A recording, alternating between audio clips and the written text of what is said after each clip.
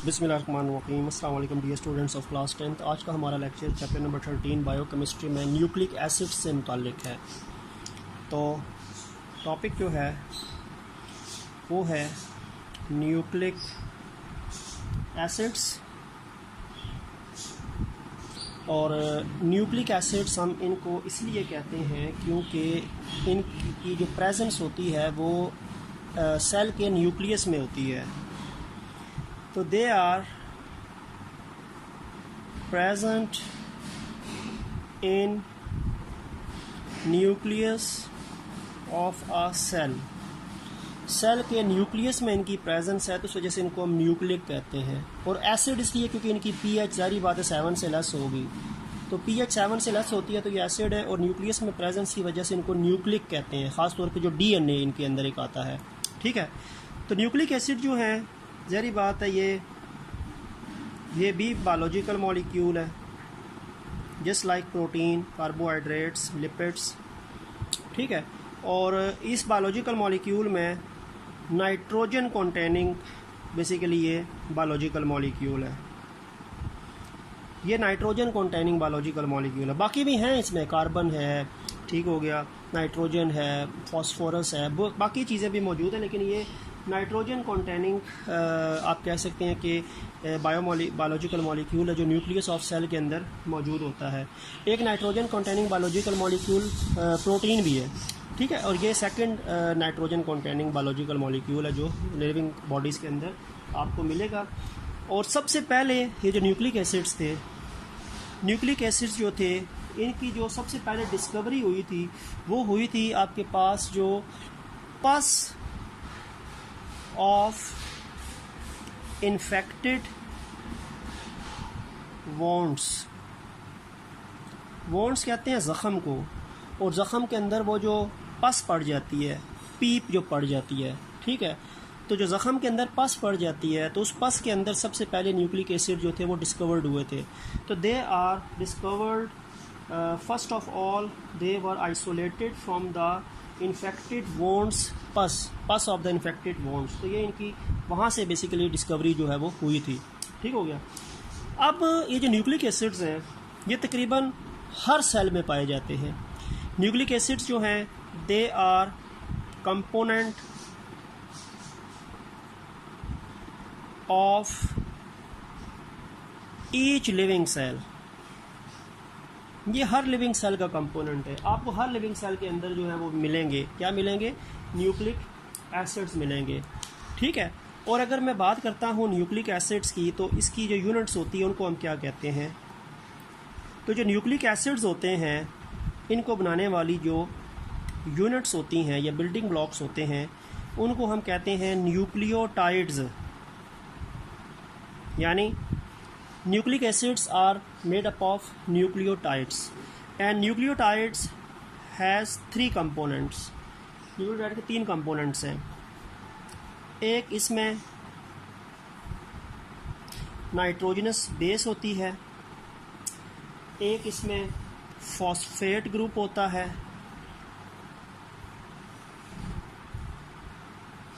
और एक इसमें पेंटोज शुगर होती है, 5 कार्बन शुगर। पेंटोज पेंटा से निकला है। ठीक है, पेंटोज शुगर कहते हैं। ये 5 कार्बन है इसमें, यानी 5 कार्बन मौजूद होते हैं। कार्बन के 5 एंड्स मौजूद होते हैं। तो न्यूक्लिक एसिड्स को बनाने वाले न्यूक्लियोटाइड्स हैं, और न्यूक्लियोटाइड्स के अंदर नाइट्रोजनस बेस, फॉस्फेट ग्रुप और पेंटोज शुगर पाई जाती हैं। ठीक है, और अब अगर हम बात करें न्यूक्लिक एसिड्स की आगे टाइप्स की तो और आगे फिर उनके स्ट्रक्चर एंड फंक्शन की, तो उसकी डिस्कशन अब कर लेते हैं। तो जहाँ तक ताल्लुक़ है हमारे पास न्यूक्लिक एसिड्स की आगे इकसाम की, तो जो न्यूक्लिक एसिड्स हैं, न्यूक्लिक एसिड्स की आगे 2 टाइप्स हैं। न्यूक्लिक एसिड्स 2 किस्म के होते हैं। एक को हम कहते हैं deoxy ribo nucleic acid, short form इसकी डीएनए है। ठीक हो गया। और दूसरी इसकी किस्म है राइबो न्यूक्लिक एसिड RNA। तो there are two types of nucleic acids found in living cells, living organisms के सेल्स में पाए जाते हैं, DNA और RNA। Deoxy ribo nucleic acid DNA और राइबो न्यूक्लिक एसिड RNA। जो DNA होता है, DNA जो है, अगर इसकी मैं थोड़ी सी स्ट्रक्चर से पहले थोड़ा सा इसकी मैं आपको बात बता दूं कि DNA का बेसिकली फंक्शन क्या होता है।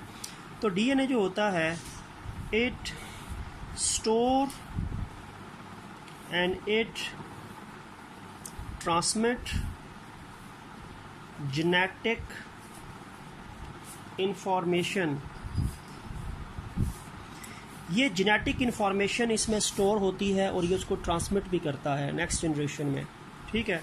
तो जेनेटिक इन्फॉर्मेशन जो होती है उसका स्टोरेज और ट्रांसमिशन का काम जो होता है वो DNA का होता है। इस इन्फॉर्मेशन को लेके एक पूरा का पूरा ऑर्गेनिज्म जो होता है वो डेवलप होता है, ठीक है। और जैसे कि एक सिंगल जब लिविंग थिंग प्रोड्यूस होता है तो एक सिंगल सेल जाइगोट से उसकी जब फॉर्मेशन स्टार्ट होती है तो जाइगोट के अंदर DNA मौजूद होता है, उसके सेल के न्यूक्लियस में DNA मौजूद है। उस DNA में सारी की सारी इन्फॉर्मेशन पेरेंट से उसमें आई होगी और उस इन्फॉर्मेशन के अंदर ये चीज़ होगी कि उस इन्फॉर्मेशन के मुताबिक उसने किस ऑर्गेनिज्म के अंदर डेवलप होना है, ठीक है। वो सारी इन्फॉर्मेशन उसके DNA में सेव होती है। और जहाँ तक ताल्लुक़ जो है वो RNA का है, तो RNA जो है बेसिकली ये क्या करता है, जो DNA से इन्फॉर्मेशन, ये आपको कहूँगे DNA से इन्फॉर्मेशन आगे RNA को मुंतकिल होती है और इसका जो मेन फंक्शन होता है वो प्रोटीन सिंथेसिस होता है।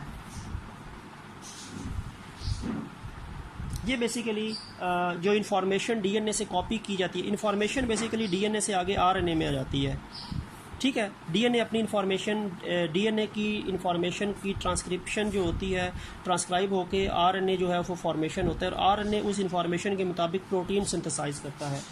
तो प्रोटीन सिंथेसिस RNA का काम है और transmission and storage of genetic information जो है वो DNA का काम है। और इस इन्फॉर्मेशन के मुताबिक हर ऑर्गेनिज्म जो होता है वो दूसरे ऑर्गेनिज्म से डिफरेंट होता है, ठीक हो गया। अब हम आते हैं DNA पे। अगर हम सबसे पहले फर्स्ट न्यूक्लिक एसिड की बात करें जिसका नाम है deoxy ribo nucleic acid DNA। तो DNA का जो स्ट्रक्चर है, DNA का स्ट्रक्चर जो है वो दो साइंटिस्ट जो हैं उन्होंने पेश किया था, जेम्स वैटसन और फ्रांसिस क्रिक। 1953 में 1953 में जेम्स वैटसन और फ्रांसिस क्रिक ने DNA का मॉडल पेश किया था। और DNA का मॉडल जो इन्होंने पेश किया था उसको हम कहते हैं double helical model of DNA का डबल हेलिकल मॉडल पेश किया था जेम्स वैटसन और फ्रांसिस क्रिक ने। इसको हम कहते हैं Watson and Crick model of DNA, ठीक है। Watson and Crick model of DNA इसको कहा जाता है क्योंकि वैटसन और क्रिक दो साइंटिस्ट थे। 1953 में इन्होंने पेश किया था और इनको इस डिस्कवरी पे 1962 के अंदर जो सबसे बड़ा अवार्ड होता है, नोबेल प्राइज़ जो था वो इनको दिया गया था 1962 के अंदर। 1962 के अंदर इनको नोबेल प्राइज़ जो था वो दिया गया था, ठीक हो गया। तो बात यह है कि अब अगर हम बात करते हैं DNA के स्ट्रक्चर की बात करें तो DNA का स्ट्रक्चर बेसिकली है कैसा। DNA का जो स्ट्रक्चर है ना ये डबल, इसमें यानी आप ये कह सकते हैं कि जो DNA है इसमें दो स्ट्रैंड्स होते हैं, दो स्ट्रैंड्स हैं और they are coiled in the form of helix. ये हेलिक्स की फॉर्म में, यानी वो कॉइलिंग फॉर्म में हो के हेलिक्स बनाते हैं जिसको हम double helical structure of DNA बोलते हैं, ठीक हो गया। अब यहाँ पे आपको मैं बता देता हूँ कि जहाँ तक ताल्लुक़ है DNA का, तो DNA भी तो आपको पता है कि न्यूक्लियोटाइड से बना हुआ है ना। DNA भी तो न्यूक्लियोटाइड से बना हुआ है। पहली बात है कि DNA is also made up of nucleotides, ठीक हो गया। अब जो DNA की न्यूक्लियोटाइड्स होती है ना बेटा, उनको हम कहते हैं डीऑक्सी राइबोन्यूक्लियोटाइड्स। न्यूक्लियोटाइड तो न्यूक्लिक एसिड की एक फर्दर यूनिट को कहते हैं ना, तो डीएनए की जो न्यूक्लियोटाइड्स होती हैं, यूनिट्स होती हैं, उनको डिऑक्सी राइबो न्यूक्लियोटाइड्स कहते हैं। और इन डिऑक्सी राइबो न्यूक्लियोटाइड में उसी तरह न्यूक्लियोटाइड की तरह 3 कंपोनेंट्स होते हैं। एक उसी तरह फॉस्फेट ग्रुप होता है, फॉस्फेट ग्रुप इनमें प्रेजेंट होगा। एक इसमें नाइट्रोजनस बेसिस होंगी। नाइट्रोजनस बेसिस 4 तरह की डीएनए में होती हैं, adenine, guanine, cytosine, thymine. A for adenine, G for guanine, C for cytosine and T for thymine. और एक इनमें होता है 5 carbon sugar, pentose sugar, pentose sugar. और पेंटोज शुगर याद रखें, डीएनए में जो पेंटोज शुगर पाई जाती है उस पेंटोज शुगर का भी एक स्पेसिफिक नाम है, उसका नाम है डीऑक्सीराइबोज। डीऑक्सीराइबोज शुगर है, पेंटोज शुगर जो है वो डीऑक्सीराइबोज है। ठीक है, तो बात उसी तरह है आपके पास के डीएनए भी न्यूक्लियोटाइड से मिलके बनता है। डीएनए को जो न्यूक्लियोटाइड बनाती है उनको कहते हैं डीऑक्सीराइबो न्यूक्लियोटाइड्स। उसमें नाइट्रोजनस बेसिस होती हैं, 4 तरह की नाइट्रोजनस बेसिस आपको मिलेंगी, adenine, guanine, cytosine, thymine. Phosphate group तो एक ही तरह का है। और पेंटोज शुगर जो होती है 5 कार्बन शुगर, उसका नाम जो होता है वो डीऑक्सीराइबोज होता है डीएनए के अंदर।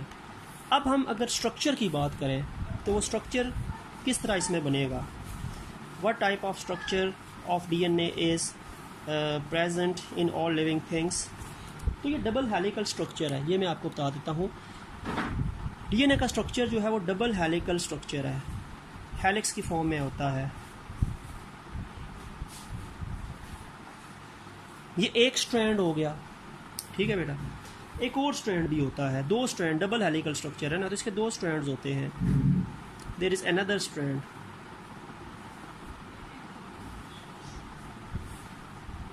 ये दूसरा स्ट्रैंड हो गया। 2 स्ट्रैंड्स है ना डीएनए के, ये फर्स्ट स्ट्रैंड हो गया या सेकंड स्ट्रैंड हो गया। मैं लिखता हूँ this is the first strand और ये हो गया सेकंड स्ट्रैंड। 2 स्ट्रैंड्स हो गए, ठीक है, 2 स्ट्रैंड्स होते हैं डीएनए में। अब ये जो स्ट्रैंड्स हैं ना आपके पास, ये जो बने हुए हैं फर्स्ट एंड सेकंड स्ट्रैंड जो है, ये किस चीज़ से मिलके बने हुए हैं, इनकी कंपोजिशन क्या है, which make the sides of the strand. जो साइडें हैं, इनकी जो साइडें हैं ये बनी होती हैं शुगर की, वही जो 5 कार्बन शुगर है जिसका नाम क्या था, deoxyribose, plus phosphate, phosphate group.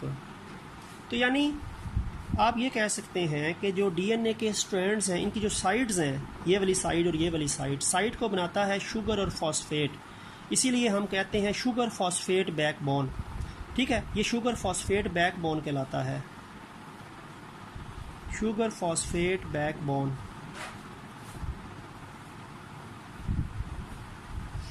क्योंकि शुगर फॉस्फेट साइड्स बनाती हैं, जबकि जो दरमियान में सेंट्रल पॉइंट है ना, ये बेसिस बनाती हैं। दरमियान में बेटा बेसिस होती हैं, ये बेसिस हैं, ये एक बेस, ये दूसरे स्ट्रैंड की बेस, इनकी ये बेसिस हैं, ये बेसिस हैं। Bases are present in the central point, वो सेंटर ऑफ द स्ट्रैंड्स में है, 2 स्ट्रैंड्स के माबेन है, दरमियान है,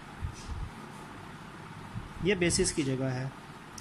बेसिस दरमियान में है, साइड्स वाला हिस्सा शुगर और फॉस्फेट बना रहा है। जैसे कि लैडर होती है ना, सीढ़ी, सीढ़ी की जो साइड्स होती हैं वो जैसे शुगर फॉस्फेट की बनी, और दरमियान में जो स्टेप्स होते हैं वो नाइट्रोजनस बेसिस से बने हुए। अब इससे अगर मैं आपको बताता हूँ कि ये बेसिस हैं, अगर एक स्ट्रैंड के एक साइड पे एडेनिन है ना, तो दूसरे स्ट्रैंड में थायमीन होगी। यानी ये होता है ए और टी का बॉन्ड होता है, ए और टी आपस में लिंक करती हैं, टी और ए यानी, और सी और जी का लिंक होता है, या जी या सी का होता है। ए और टी के दरमियान डबल बॉन्ड होता है, सी और जी के दरमियान ट्रिपल बॉन्ड होता है, ये लिंकेज होता है। ठीक है, तो यानी ये आपके पास सीक्वेंस होता है बेसिस का। एक स्ट्रैंड की अगर एडेनिन है तो दूसरे स्ट्रैंड की थायमीन है, या अगर थायमीन है तो एडेनिन है। अगर एक स्ट्रैंड की साइटोसिन है तो दूसरे स्ट्रैंड में गुआनिन आपस में लिंक होगी, या गुआनिन है तो साइटोसिन है। ए और टी में डबल बॉन्ड होता है, सी और जी में ट्रिपल बॉन्ड होता है। और ये बॉन्डिंग कौन सी होती है, ये बॉन्डिंग बेटा हाइड्रोजन बॉन्डिंग होती है, ये हाइड्रोजन बॉन्ड होता है, हाइड्रोजन बॉन्ड। तो अगर यहाँ पे ए है तो यहाँ पे टी है, अगर यहाँ पे टी होगा तो यहाँ पे ए होगा, ठीक हो गया। अगर यहाँ पे लेट्स सपोज सी है तो यहाँ पे जी होगा, अगर यहाँ पे जी है तो यहाँ पे सी होगा, यहाँ पे टी है तो यहाँ पे ए होगा, यहाँ पे ए है तो यहाँ पे टी होगा, टी है तो ए होगा, सी है तो जी होगा, जी है तो सी होगा, फिर सी है तो फिर जी होगा। और ये आपस में ए और टी के दरमियान 2 बॉन्ड होते हैं, या टी ए के दरमियान सी और जी में 3-3 बॉन्ड होते हैं। जहाँ पे जी सी या सी जी है वहाँ पे 2-2 बॉन्ड लगा लें, यहाँ पे ए टी या टी ए है वहाँ पे आप यहाँ पे सी जी या जी सी या 3 बॉन्ड लगाएं, और टी ए या ए टी है तो 2-2 बॉन्ड लगाएं। तो इस तरह करके जो 2 स्ट्रैंड्स की बेसिस होती हैं वो आपस में बॉन्ड बनाती हैं, हाइड्रोजन बॉन्ड, और 2 स्ट्रैंड्स को आपस में जोड़ के रखती हैं। तो शुगर फॉस्फेट साइड्स बना रही होती हैं, दरमियान में जो बेसिस हैं वो 2 स्ट्रैंड्स का सेंट्रल पॉइंट बना रही होती है, वो आपस में लिंक होती हैं हाइड्रोजन बॉन्डिंग से। तो ये आपके पास स्ट्रक्चर है बेटा किसका, डीएनए का। तो डीएनए के अंदर ये जो कोड्स हैं ना, ये जेनेटिक कोड्स ऑफ लाइफ कहलाते हैं। ये जो बीच में बेसिस के सीक्वेंसेस है ना, A T C G T A जी सी, ये जेनेटिक इन्फॉर्मेशन कहलाती है, जेनेटिक कोड्स ऑफ लाइफ कहलाते हैं, ठीक है। और ये जो जेनेटिक कोड्स ऑफ लाइफ है ना, ये बेसिकली ये इन्फॉर्मेशन जो है वो इनके अंदर होती है। ये जो आपके पास कॉम्प्लीमेंट्री सीक्वेंसेस आपको बेसिस के नज़र आ रहे हैं। तो अगर मैं यहाँ पे फंक्शन लिखता हूँ डीएनए का, तो डीएनए का फंक्शन बेसिकली है क्या, डीएनए के अंदर क्या होते हैं, डीएनए के अंदर जो जेनेटिक इन्फॉर्मेशन होती है, जेनेटिक इन्फॉर्मेशन होती है, जो आपको नज़र आ रही है, A T T A C G G C T A T A C G G C G, ये जेनेटिक इन्फॉर्मेशन है, ठीक है बेटा। इनको हम जेनेटिक कोड्स ऑफ लाइफ भी कहते हैं। ये जेनेटिक कोड्स होते हैं लाइफ के, और ये जेनेटिक कोड्स ऑफ लाइफ होते हैं ना, ये डीएनए के अंदर स्टोर हुए होते हैं, और डीएनए फिर आगे इनको ट्रांसमिट करता है। डीएनए इन जेनेटिक इन्फॉर्मेशन को स्टोर करता है, कोड्स ऑफ लाइफ को स्टोर करता है। उसके बाद जब प्रोटीन सिंथेसिस की बारी आती है तो इस इन्फॉर्मेशन को आगे ट्रांसमिट करेगा, और ट्रांसमिट करने के बाद इस इन्फॉर्मेशन से आगे जो होगा, इस इन्फॉर्मेशन को ट्रांसमिशन के बाद इस इन्फॉर्मेशन को आगे यूज़ किया जाएगा। इसको यूज़ किया जाएगा to make a protein. Protein synthesis के अंदर जो इन्फॉर्मेशन यूज़ होती है वो डीएनए में स्टोर होती है, ठीक है। तो बात ये है कि ये जो 2 स्ट्रैंड्स आपस में हेल्ड होते हैं वो नाइट्रोजनस बेसिस के दरमियान जो हाइड्रोजन बॉन्डिंग है उनकी वजह से होते हैं, और ये जो नाइट्रोजनस बेसिस का सीक्वेंस होता है, ये genetic information, genetic codes of life कहलाते हैं। ये genetic codes of life DNA में सेव होती है, और ये फिर डीएनए ने जब प्रोटीन सिंथेसिस की बारी आती है तो डीएनए फिर इस इन्फॉर्मेशन को आगे ट्रांसमिट करता है, और इस इन्फॉर्मेशन के मुताबिक अप्रोप्रिएट यूनिट्स आपस में मिलने के बाद कोई ना कोई प्रोटीन्स बनाती हैं, और वो प्रोटीन जो होती है वो कोई ना कोई करैक्टर परफॉर्म करती है हमारी बॉडी में, और ये इन्फॉर्मेशन फिर एक जनरेशन से दूसरी जनरेशन में भी ट्रांसमिट होती है। इसीलिए हम डीएनए को जेनेटिक मटेरियल या इनहेरिटेड मटेरियल कहते हैं, या हेरिडिटी मटेरियल भी बोलते हैं। तो this information is basically then passes from one generation to another generation, ठीक है। तो वो इन्फॉर्मेशन फिर आगे जाके एक ऑर्गेनिज्म को उसकी आइडेंटिटी जो है वो बताती है, और इन्फॉर्मेशन प्रोटीन सिंथेसिस के अंदर यूज़ होती है। तो ये डीएनए का जो है वो फंक्शन है, और ये उसका स्ट्रक्चर हो गया। जहाँ तक ताल्लुक़ है आरएनए का, आरएनए की भी डिस्कशन कर लेते हैं।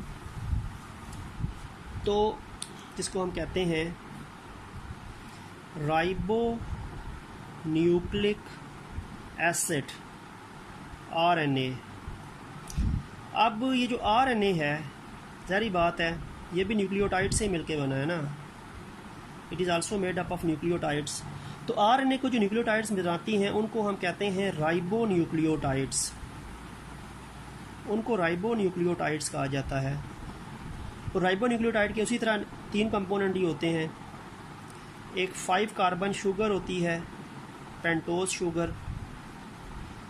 तो 5 कार्बन शुगर का डीएनए में नाम डिऑक्सीराइबोस था, आरएनए में उस शुगर का नाम होगा राइबोस, राइबोस शुगर, वहाँ पे वो डिऑक्सीराइबोस थी।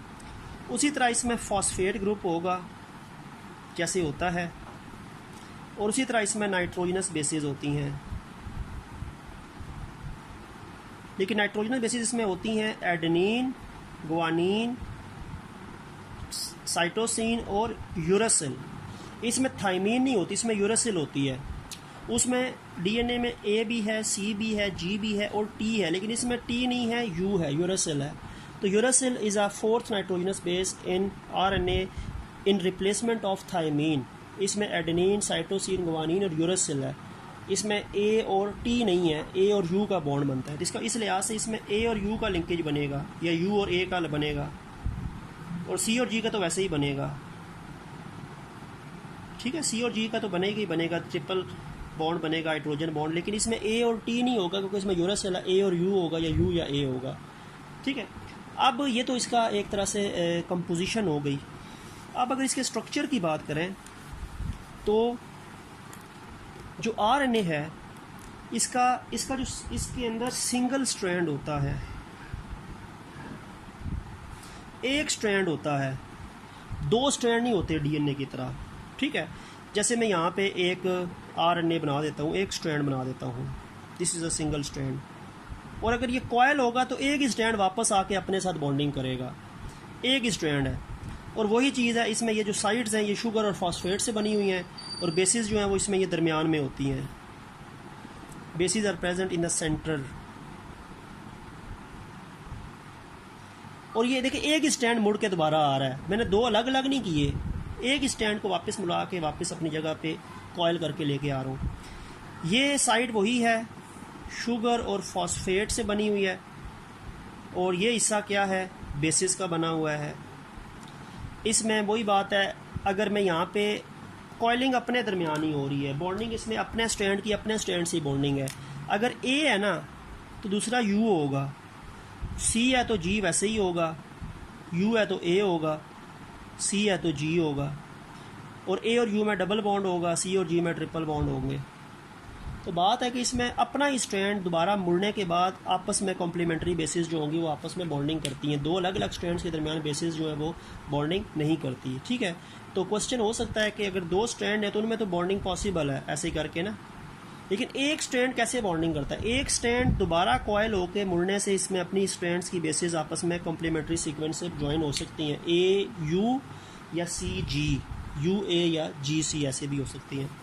ठीक है, अब ये जो आरएनए होता है ये कैसे इसमें इंफॉर्मेशन होती है? याद रखें इंफॉर्मेशन तो डीएनए में स्टोर हुई होती है। ठीक है, फिर एक प्रोसेस होता है जिसको हम ट्रांसक्रिप्शन कहते हैं। ट्रांसक्रिप्शन प्रोसेस में क्या होता है, डीएनए की इंफॉर्मेशन ट्रांसक्राइब होकर आरएनए बनाती है। बेसिकली वो आरएनए जो होता है वो मैसेंजर आरएनए होता है, उसको एमआरएनए कहते हैं, लेकिन आप चलो आरएनए ही याद रखें केमिस्ट्री की पॉइंट ऑफ व्यू से।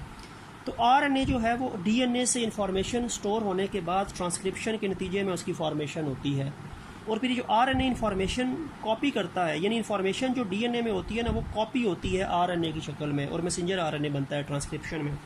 और फिर ये जो आरएनए होता है आगे एक और प्रोसेस होता है ट्रांसलेशन। ट्रांसलेशन के नतीजे में आरएनए जो होता है प्रोसेस के नतीजे में वो प्रोटीन सिंथेसाइज करेगा, प्रोटीन फॉर्मेशन होती है।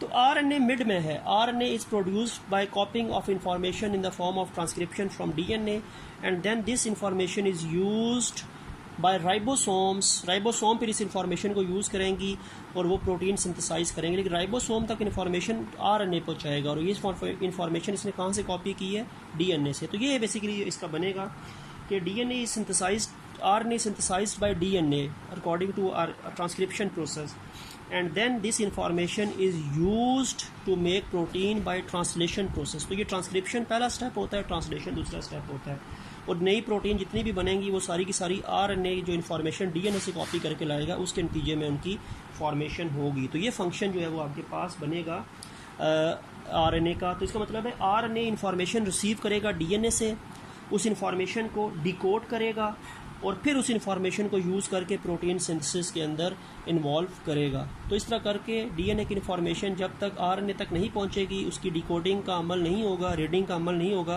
प्रोटीन सिंथेसाइज नहीं हो सकती। तो ये जो प्रोटीन की सिंथेसिस की इन्फॉर्मेशन है ये इसमें छुपी हुई है, और इससे आरएनए बनता है ट्रांसक्रिप्शन के नतीजे में, और फिर ट्रांसलेशन के बाद वो प्रोटीन सिंथेसिस करता है। ठीक है, तो ये प्रोसेस जो होता है ट्रांसक्रिप्शन एंड ट्रांसलेशन, ये डीएनए आरएनए प्रोटीन सिंथेसिस, ये मिल के एक कहलाता है, एक प्रिंसिपल कहलाता है, उसको हम कहते हैं सेंट्रल डॉगमा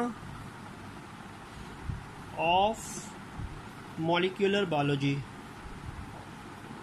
मॉलिक्यूलर बायोलॉजी भी कह सकते हैं, मॉलिक्यूलर जेनेटिक्स भी कह सकते हैं। ये डॉगमा है, रूल है, इस रूल के तहत इंफॉर्मेशन आती है डीएनए से आरएनए में और आरएनए से प्रोटीन में। तो ये मॉलिक्यूलर बायोलॉजी या मॉलिक्यूलर जेनेटिक्स का एक रूल है, ठीक है।